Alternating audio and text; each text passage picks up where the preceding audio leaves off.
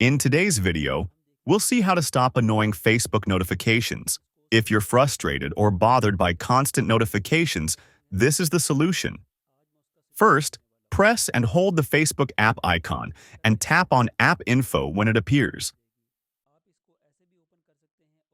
You can also access this through your mobile settings.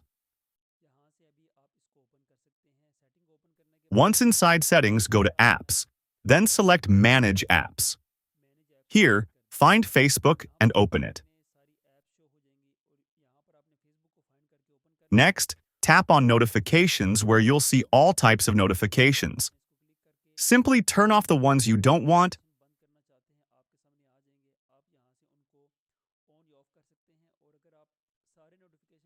or disable all notifications completely.